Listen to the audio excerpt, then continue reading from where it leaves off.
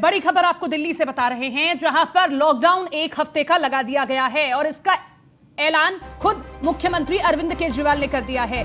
दिल्ली में लॉकडाउन लगा है क्योंकि मामले निरंतर बढ़ते जा रहे हैं। 26 अप्रैल तक दिल्ली में लॉकडाउन लगा है, यानी कि अगले सोमवार तक के लिए लॉकडाउन लागू कर दिया गया है। मुख्यमंत्री अरविंद केजरीवाल ने आज इसका ऐलान किया। सूत्रों के हवाले से ये खबर हमें पहले मिल चुकी थी, हम आपको पहले से ही बता रहे थे, लेकिन आधिकारिक ऐलान करना बाकी था, जिसके बाद अब मुख्यमंत्री ने भी ये ऐलान कर दिया है। 1 हफ्ते का ये संपूर्ण लॉकडाउन है। दिल्ली में 25,000 से ज्यादा मामले आते हैं। खुद मुख्यमंत्री ये स्वीकार कर रहे हैं कि आईसीयू बेड कम होते जा रहे हैं, हालात बिगड़ते जा रहे हैं, स्वास्थ्य महकमा काम नहीं कर पा रहा है क्योंकि उचित संसाधन नहीं है। इसीलिए समय पर तमाम चीजें थाम ली जाएं, तमाम चीजें रोक दी जाएं ताकि उस दौरान व्यवस्था की जाए। इसीलिए यह लॉकडाउन लगाया गया है। 1 हफ्ते का समय भी दिल्ली सरकार ने मांगा है कि इस 1 हफ्ते के दौरान हम कोशिश करेंगे कि दिल्ली में आईसीयू बेड्स ज्यादा से ज्यादा उपलब्ध कराए जा सके, ऑक्सीजन सिलेंडर ज्यादा उपलब्ध कराए जा सके। और सबसे बड़ी बात, पिछले लॉकडाउन में हमने देखा था कि शादियों पर भी पाबंदी थी, कोई समारोह नहीं हो सकते थे। इस बार भी समारोह कोई नहीं होंगे, लेकिन शादियां जरूर हो पाएंगी क्योंकि पहले से ही जिन्होंने ये तमाम चीजें तय की हुई थी।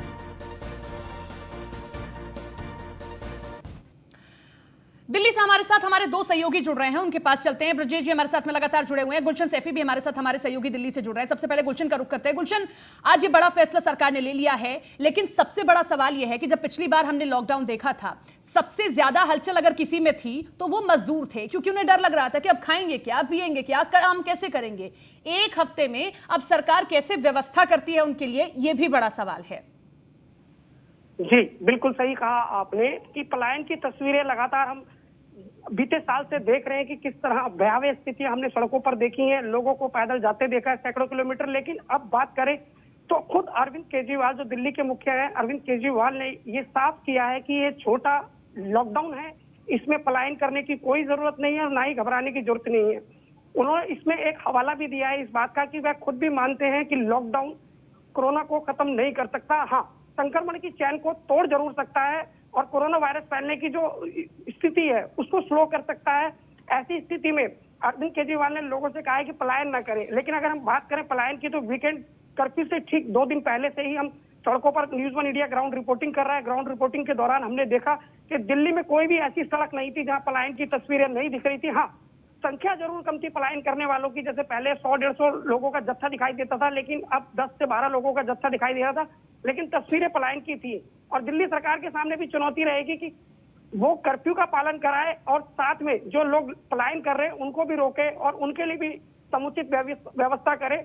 दिल्ली की स्थिति में आपको बता दूं कि कल शाम को दिल्ली के मुखिया अरविंद केजरीवाल ने यह बताया था कि आईसीयू बेडों की संख्या 100 से भी कम है और कुछ अस्पतालों में महज कुछ घंटे की ऑक्सीजन है, जिसका जिक्र आज भी उन्होंने किया। आज भी उन्होंने इसी का जिक्र किया। उन्होंने कहा कि देखिए 1 हफ्ते का समय हम इसलिए ले रहे हैं ताकि हम आईसीयू बेड्स की उचित व्यवस्था कर सकें और तमाम चीजों को ठीक कर सकें। ब्रजेश जुड़े हुए हैं हमारे साथ में, हमारे सहयोगी लगातार। ब्रजेश, आप एलएनजेपी के बाहर मौजूद हैं, अभी आप किसी से बातचीत भी कर रहे थे। ये वो अस्पताल है जो पहली लहर में भी कोविड स्पेशल हॉस्पिटल घोषित कर दिया गया था। ऐसे में 1 हफ्ते का समय ये कहा गया है मुख्यमंत्री की ओर से कि 1 हफ्ते का समय हम इसलिए ले रहे हैं ताकि हम उचित व्यवस्थाएं कर पाएं। बेड नहीं है, बेड उपलब्ध कराएं, तमाम चीजें कर पाएं। किस तरीके से अब ये तस्वीर दिखाई दे रही है? क्या वाकई ऐसा 1 हफ्ते में हो पाएगा? क्योंकि पहले तो तैयारियां नहीं हुई, अब 1 हफ्ते के समय में लगता है कि सब चीजें हो पाएंगी। ये है कि दिल्ली में स्वास्थ्य व्यवस्था सरकार के हाथ से निकल चुकी है। सबसे बड़ी बात यह है कि सिस्टम पूरी तरह कोलैप्स कर गया है।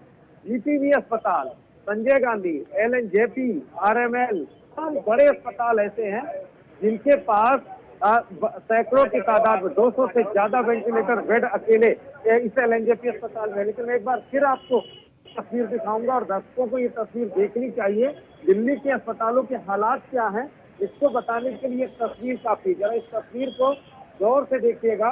ये तस्वीर में जो डिस्प्ले हो रहा है लगातार, ये देखिए यहाँ पर वैकेंट बेड्स मिल दिखा रहा है साफ तौर पर। टोटल नंबर ऑफ बेड्स 1500, यहाँ पर वेंटिलेटर 200, यानी सारे कुछ खत्म हो चुके हैं। वेंटिलेटर यहाँ पर खत्म हो चुके हैं। यहाँ पर एडमिशन का जो चार्जेस था वो खत्म हो चुका है। वहाँ पर ओवरऑल देखिए तो पूरी तरीके से जो स्थितियां हैं वो हाथ से सरकार के निकल चुकी हैं। अब लॉकडाउन सिर्फ कुछ नहीं है, जो आखिरी विकल्प, मुख्यमंत्री केजरीवाल ने पहले भी ऐलान किया था कि आखिरी विकल्प होगा, हम लॉकडाउन लगाएंगे। दिल्ली में इस वक्त 18,000 बेड्स हैं, 18,000 कैपेसिटी है। और दिल्ली में इस वक्त 18 के 18,000 बेड भर चुके हैं। सबसे बड़ी बात यह है कि वेंटिलेटर नाम की चीज नहीं बची दिल्ली के अंदर। दिल्ली में एक बेड में साल के एक बेड में 2-2 3-3 पेशेंट यहाँ पर एडमिट है। अब आप सोचिए कि आखिर किस तरीके के हालात है, किस तरीके के यहाँ पर बन रहे हैं। आप केवल एक कल्पना कीजिए, आप देखिए हर 2 मिनट में यहाँ पर लेके जाती है, तो स्थिति बेहद ही भयावह हो चुकी है। यहाँ पर वो तमाम लोग हैं, देखिए यहाँ पर वो तमाम तीमारदार हैं जो लोग यहाँ पर आप लोग पेशेंट एडमिट है क्या अंदर? कोरोना जांच कराने जा रहे हैं, जांच हो पा रही है अंदर? पूछ रहे हैं आप लोग सर, कोई अंदर एडमिट है क्या आप लोगों को? क्या स्थिति है? कोई बातचीत नहीं हो पा रही? किसमें आईसीयू वेंटिलेटर या नॉर्मल बेड नहीं मिल को आईसीयू नहीं मिल पा रहा?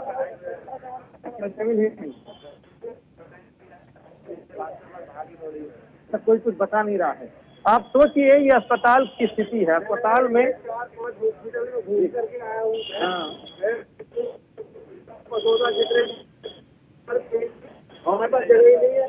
मुख्यमंत्री ने लॉकडाउन का ऐलान किया, उसके लॉकडाउन लगा रहे हैं, तो क्या सरकार सरेंडर कर चुकी है?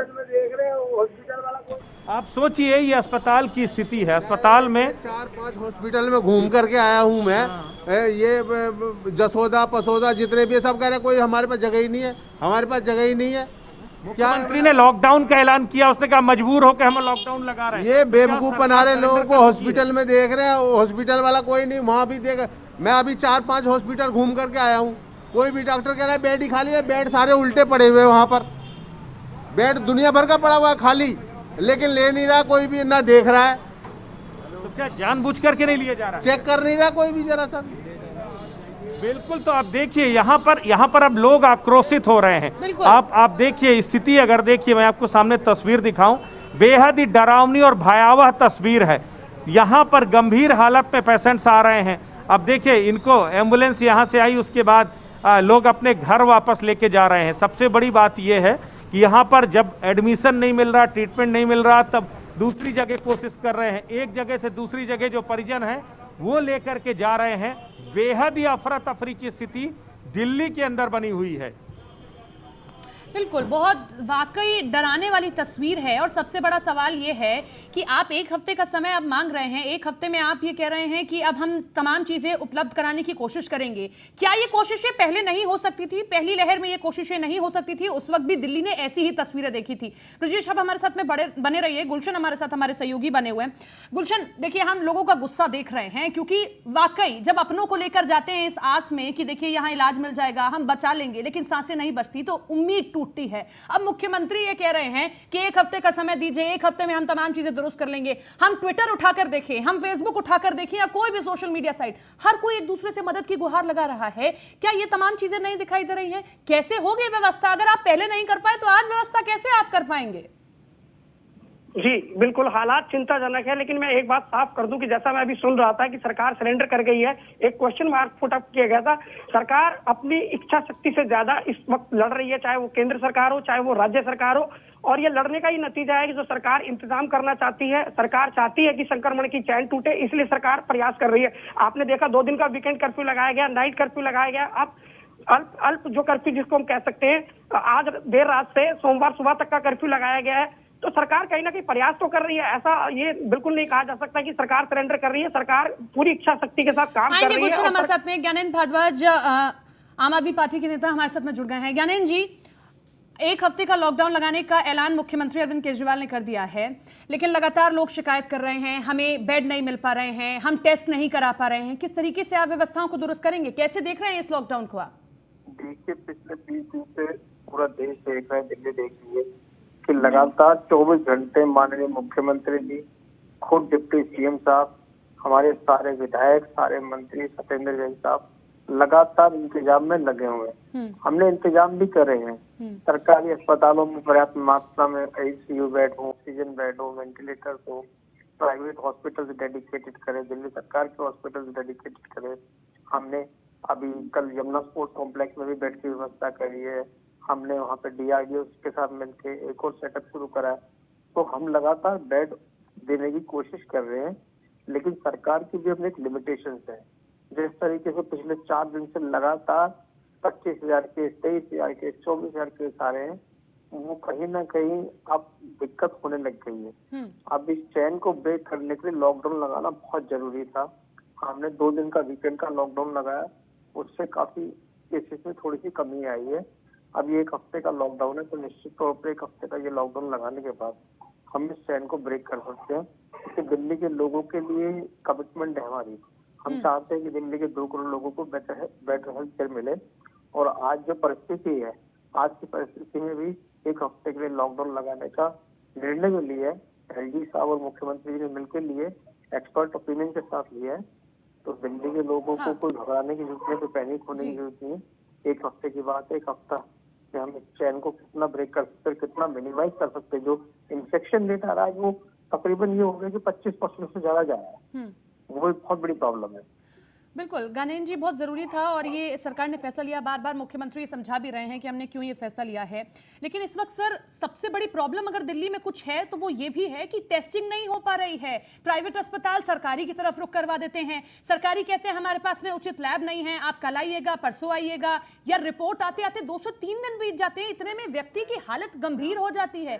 टेस्टिंग को लेकर कैसे जोर होगा? शायद तभी ये तमाम चीजें भी प्रेशर कर पाएंगे या रिजल्ट दे पाएंगे लॉकडाउन की, अगर टेस्टिंग होगी। सबसे ज्यादा टेस्टिंग हो रही है, सबसे ज्यादा पर मिलियन टेस्टिंग कहीं अगर हो रही है तो दिल्ली में हो रही है। और रोज हम 1 लाख टेस्ट कर रहे हैं। 1 लाख टेस्ट कोई छोटी बात नहीं है। 1 लाख टेस्ट हो रहे हैं, जब तो 25,000 केस निकल रहे हैं। अगर हम भी दूसरे राज्यों की तरह टेस्टिंग ना करें तो शायद यहाँ तभी नहीं आएगा। दूसरी जो स्टेट कर रही है, हमारा वो वाला नहीं। हमारे पास तो जो की जा रही है, हम टेस्टिंग कर रहे हैं, बता रहे हैं, जो चीजें है वो सबके सामने है। दिल्ली के लोगों से हमने कुछ नहीं छुपाया हुआ। और दिल्ली में हमने इंश्योर कर दिया है कि चाहे सरकारी लाइव हो चाहे प्राइवेट लाइव हो, 24 घंटे के अंदर आरटीपीसीआर की रिपोर्ट देना मैंडेटरी है।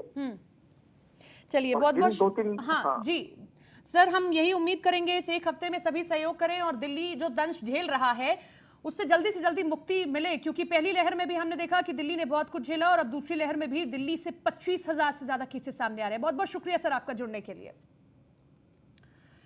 तो दिल्ली में लॉकडाउन लगा दिया गया है, 1 हफ्ते के लिए लॉकडाउन है। इस दौरान तमाम प्रयास सरकार की ओर से किए जाएंगे स्वास्थ्य सेवाओं को दुरुस्त करने के लिए। ब्रजेश हमारे साथ, हमारे सहयोगी जुड़े हुए हैं और गुलशन भी हमारे साथ में दिल्ली से हमारे सहयोगी बने हुए हैं। ब्रजेश का रुख करते हैं।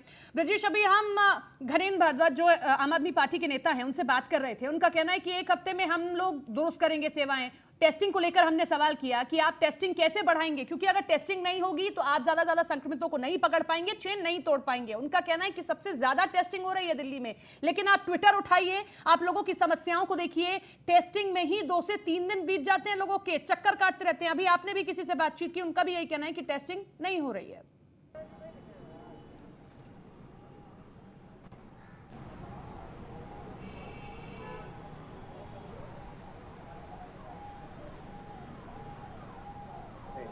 बारह राज्य ऐसे हैं जहाँ काबू हो चुका है, लेकिन दिल्ली में आप सोचिए पॉजिटिविटी रेट 29%, 29 समथिंग यानी 30% के आसपास पहुंच गया है। आप सोचिए कि अगर 10 में से 10 अगर छापे होते तो 30% पॉजिटिव। पूरे देश में हालात लगभग बेकाबू हो रहे हैं। में अनुराग भदौरिया सपा प्रवक्ता हमारे साथ में जुड़ गए हैं। अनुराग जी, दिल्ली ने पहल कर ली है, 1 हफ्ते का लॉकडाउन लगाया है। अरविंद केजरीवाल का कहना है कि 1 हफ्ते के दौरान हम तमाम चीजें भी ठीक करेंगे और चेन ब्रेक करना जरूरी है। क्या लगता है आपको, यूपी में भी लॉकडाउन लगना चाहिए? यूपी में जिस तरह की सरकार चल रही है, वो सरकार तो सिर्फ चुनाव कराने में व्यस्त है। उसको तो सत्ता पानी किसी तरीके से। भारतीय जनता पार्टी की सरकार जनता के बारे में चिंता कहाँ करती है? जनता के बारे में चिंता कर रही होती तो शायद ये कह रही होती कि कुछ दिन के लिए मैं चुनाव रोक देती हूँ। तो चुनाव तो सरकार ने नहीं रोका, लगातार चुनाव चलते चले जा रहे। इसीलिए तो मैंने आज सुबह बोला है कि एक वैक्सीन जो सत्ता पाने की जो वैक्सीन होती है, सत्ता पाने का जो वायरस है, उसकी भी वैक्सीन आनी चाहिए। कम से कम भारतीय जनता पार्टी को लगे, जिससे कि कम से कम सत्ता की भूख खत्म हो, जनता की चिंता करें। जनता की चिंता कहाँ है? यहाँ पे लोगों की मौतें हो रही हैं, लाशों पे लाइन लगी है। सोचिए आप, ऑक्सीजन नहीं है, हॉस्पिटल में बेड नहीं है, लोग तड़प रहे हैं, लोग मौत से, सरकार जिंदा रहते हुए। लेकिन सर, आपको लगता है कि क्या लॉकडाउन समाधान है? आप स्वास्थ्य सेवाओं को दुरुस्त कीजिए, वो बहुत जरूरी है, ज्यादा बेड उपलब्ध कराइए। बात लॉकडाउन की हो नहीं रही। बात अगर आपने चुनाव रोक दिया होता तो एक सांकेतिक लॉकडाउन तरह से रहता ना, लोग कम से कम घरों में तो बैठते। आप चुनाव करवा रहे हैं, पंचायत के चुनाव चारों तरफ यहाँ पे लोग दौड़ रहे हैं, इलेक्शन के लिए कैंपेनिंग हो रही है, वोटिंग पड़ रहा है, तो कैसे आप यहाँ पे संक्रमण रोक लेंगे? मेरा सवाल ये है कि क्या चुनाव होना चाहिए, कि चुनाव ज्यादा जरूरी था या लोगों की जान ज्यादा जरूरी थी? इस बार में भारतीय जनता पार्टी बताए, मानवता भारतीय जनता पार्टी की खत्म हो चुकी है। इनके अंदर मानव धर्म नाम की चीज बची ही नहीं है। इनके अंदर मानवता होती तो कम से कम चुनाव उत्तर प्रदेश में तो कम से कम रोक ही देते। उत्तर प्रदेश में जिस तरह का चुनाव चल रहा है पंचायतों का, इसको तुरंत रोक देना चाहिए था, क्योंकि जिंदगी से बड़ा कोई चीज नहीं होती है भाई। इंसान होगा तो उस पर राजनीति होगी, जब इंसान नहीं होगा तो राजनीति किस पे करोगे आप? इसलिए आप इंसानों का सम्मान ही नहीं कर रहे हो। आप जनता से आपको कोई लेना देना नहीं है उत्तर प्रदेश की सरकार को। चुनाव से हटकर भी एक सवाल कर रही हूँ, चुनाव से हटकर भी एक सवाल कि क्या लगता है आपको लॉकडाउन लगना चाहिए? जो सरकार सत्ता कितनी भूखी हो, चुनाव कितनी भूखी हो, वो जनता की समस्या के बारे में सोच सकती है क्या? वो जनता के बारे में सोच सकती है? बताइए, आप बताइए, क्या जनता के लिए उनके अंदर फीलिंग है? उनके लिए जनता के बारे में सोचने के लिए अवार्ड ले रहे थे मुख्यमंत्री जी को, ऑक्सफोर्ड पता नहीं कहां कहां के अवार्ड दिला रहे थे इनके चापलूस अधिकारी। इनके मैगजीन में नाम निकाल रहे थे कि हमने 2 महीने पहले की बात है कि हमने बड़ा काबू पा लिया, इसके लिए इनको अवार्ड दिया जाता है। ये है अवार्ड का? अनुराग जी, आपके सवाल का जवाब ले लेते हैं। धीरू वाजपेयी हमारे साथ में बीजेपी प्रवक्ता जुड़ गए हैं, उनसे भी जवाब लेते हैं। अनुराग जी, देखिए, ये कहना है धीरू जी कि देखिए आप लोग चुनाव रुकवा सकते थे, लेकिन चुनाव आपने नहीं रुकवाए। नहीं, देखिए, ये अनुराग जी का ये आरोप बिल्कुल गलत है। चुनाव आयोग चुनाव कराता है, भारतीय जनता पार्टी की सरकार नहीं करा रही। जो भी निर्णय लिए जा रहे हैं वो चुनाव आयोग के द्वारा लिए जा रहे हैं, भारतीय जनता पार्टी की सरकार नहीं लेती। मुझे लगता है अनुराग जी को कुछ जानकारियां जुटानी चाहिए कि संविधान की जानकारी होनी चाहिए कि इस देश में चुनाव आयोग चुनाव कराता है, सरकारें चुनाव नहीं कराती, पहली बात।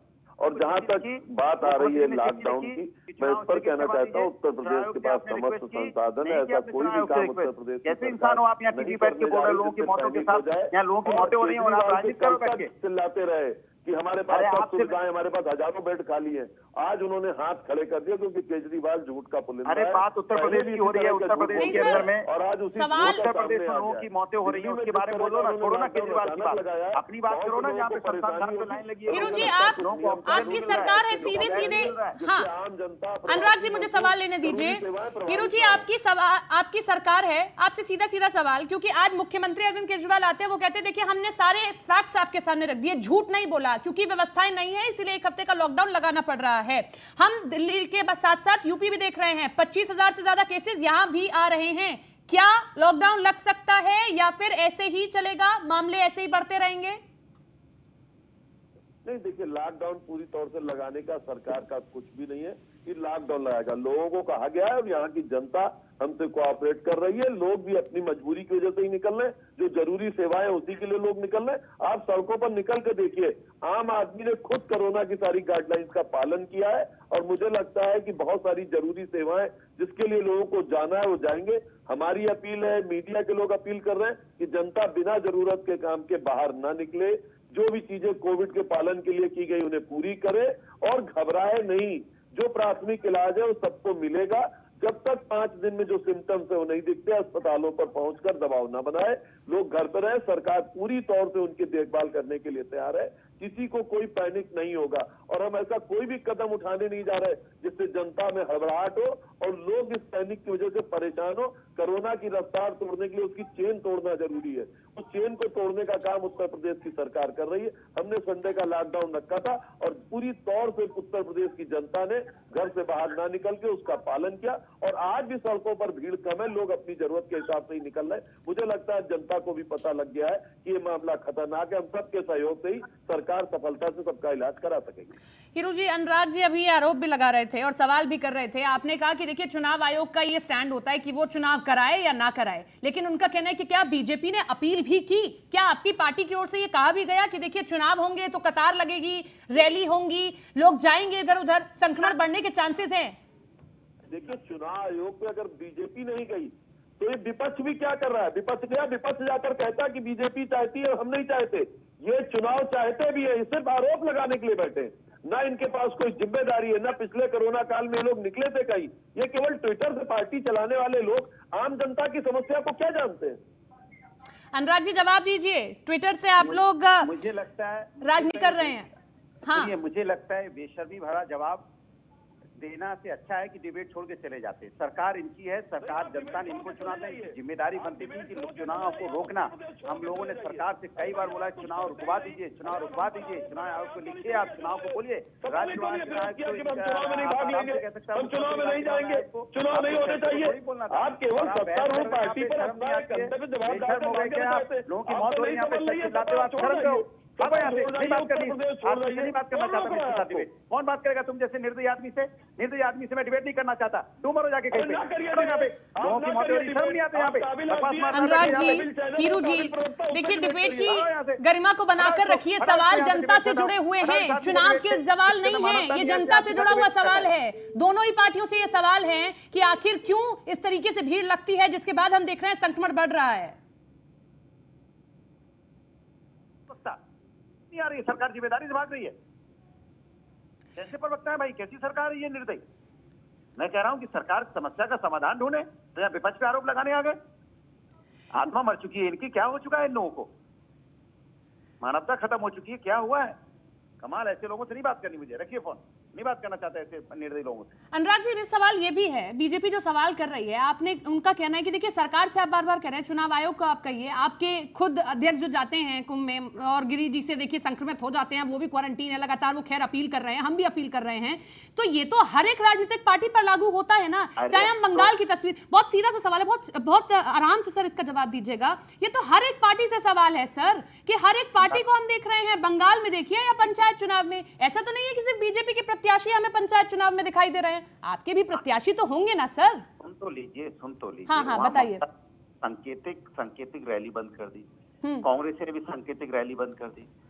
आप वो देश की भारतीय जनता पार्टी की सरकार क्या कर रही है?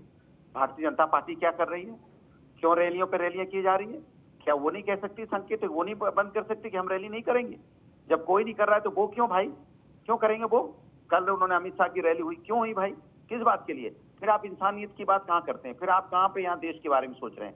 फिर तो आप अपनी सत्ता के बारे में सोच रहे हैं। इसी तरह उत्तर प्रदेश के अंदर में लगातार हम लोगों ने मुख्यमंत्री से लगातार आग्रह किया कि आप राज्य निर्वाचन आयोग को बोलिए, राज्य निर्वाचन आयोग को बोलिए कि यहाँ पे चुनाव रुकवा दिया जाए, लेकिन ये सरकार नहीं चाहती है।